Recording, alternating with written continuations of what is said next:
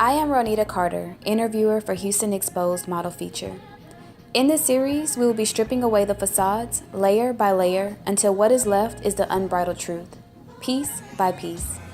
Our objective is to promote self-love, self-worth, redefine beauty, and give viewers a new perspective on who Houston talent really is.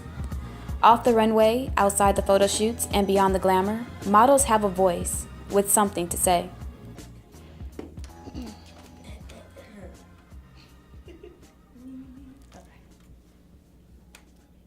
Can you introduce yourself for me, please? Yes, I'm Courtney Wright. I'm 27 years old. I'm 5'5". My measurements are 36B, 26-inch waist, and also 39-inch hip. I am a print and runway model. Okay, and why did you say yes to this project?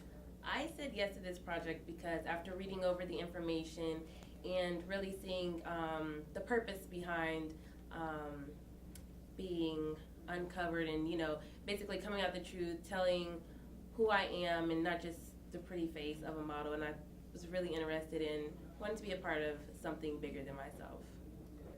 I'm here for you. And can you remove your bag for me, please? So what would you say other people's misconceptions of you are on either social media or just in general? People like to think that I think I'm all that. I'm all that God has created me to be. Thank you very much.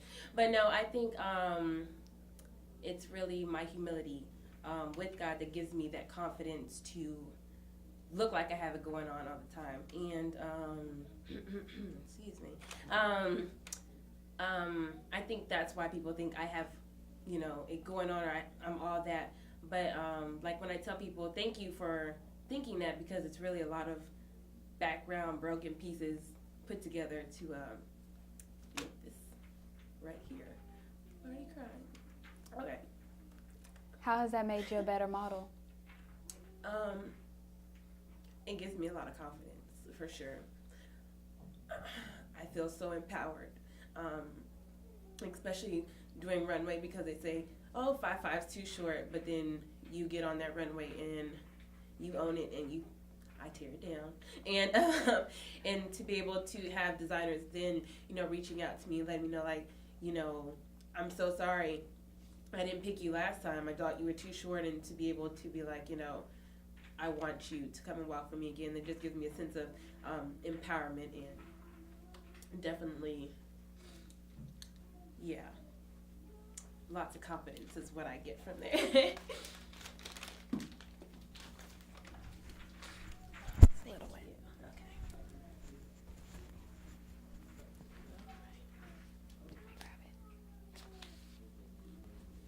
What would you say are some of the common issues and challenges Houston models face in this industry? I believe it's like putting each other on, so to say. It's really hard to get ahead when you're always, you have to know people.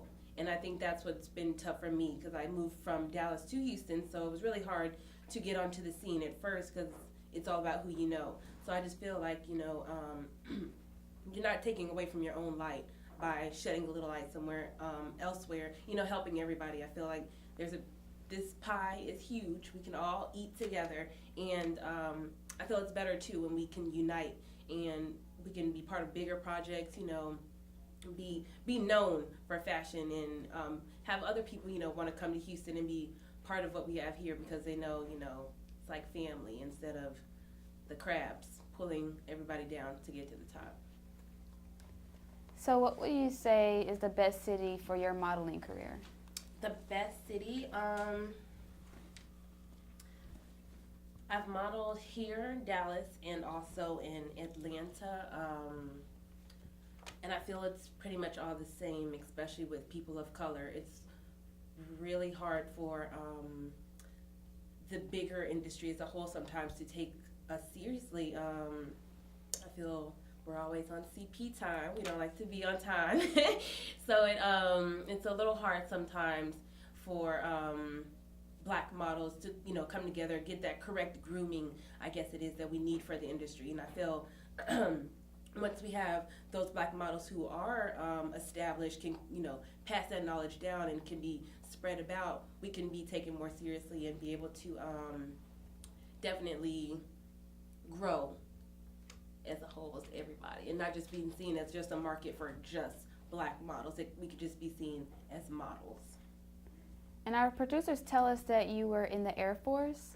How do you think that has affected you as a model? I think it takes me back to knowing my strengths. I went to the military at 18 years old, so that was right after high school, and I learned a lot about myself. I was a cop. I was tasked to go overseas to Iraq. You see a lot of things at a young age that nobody should have to see. So being able to be put in positions where it's like, it's life or death, for sure. Like, it's life or death. It's definitely, I grew up quick, and not only in I do what I want type of growing up, it was definitely knowledge, strength, building others up, helping each other, knowing, someone has my back, I have theirs, and that's what I believe the Air Force taught me, and how they say how to be a wingman and definitely look out for others. So, yeah. How do you want these tears to affect the people watching? I don't want my tears to be seen as weak, because I'm not weak, I'm very strong.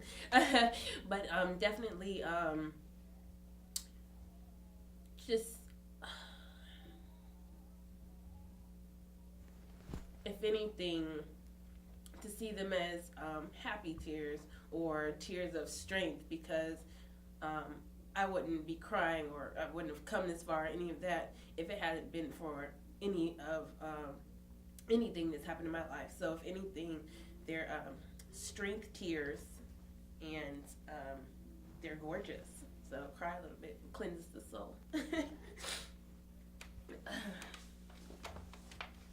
So talk to us about your stretch marks for motherhood. My stretch marks. For the longest, I have gone back and forth with them, because I came from being this super, I had a six-pack and all that stuff, and, I wasn't supposed to get stretch marks or anything, but I did. For a long time, I tried to hide them. I didn't want anybody to see them, but I pull my strength from them. I don't regret them one bit, because I feel if I regret my stretch marks, I will regret the beautiful, amazing life that I created, and I wouldn't take it back for the world. And I just want to let other women know stretch marks, whether from weight gain, weight loss, babies, you're beautiful, still beautiful. And what makes you beautiful? This experience, I feel, really makes me beautiful.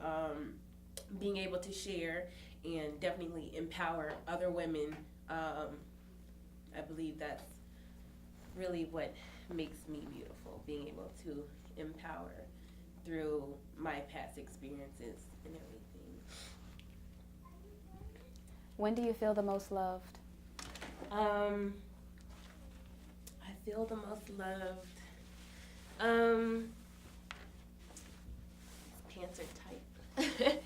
I think I feel the most love when I'm with my family, because they are awesome. They've been my awesome support system. They were, of course, my mom and my dad were their first ones to tell me, you're beautiful, you can be whatever you want. They instilled God in me, and I think that's where love definitely starts from Him, because if you don't know Him, or if we don't love like Him, we can't know real love. So when I'm with them, my family. And what would you say the world needs more of? Oh, Jesus. I definitely feel we do need more more Christ in us, because I feel, especially me, I'm a Christian, and I feel trying to be so sensitive to everybody else's cultures and everybody else's anything, we're slowly desensitizing ourselves. And I've noticed it in my own life here lately, and I told myself, I can't do that. And with all of this going on, we have to learn to love each other, build each other up, because we are all we have. And if we're going against each other, soon we're all going to take each other out. So, yes, we need more love of Christ, for sure. How do you feel now? Ooh, I feel good. I feel like here I am, exposed. So, yeah, I feel good. And if you could tell the next model anything, what would it be? Be real. Let it out. Be you. For sure. Since I've been crying, I'll go ahead and wipe all of this off.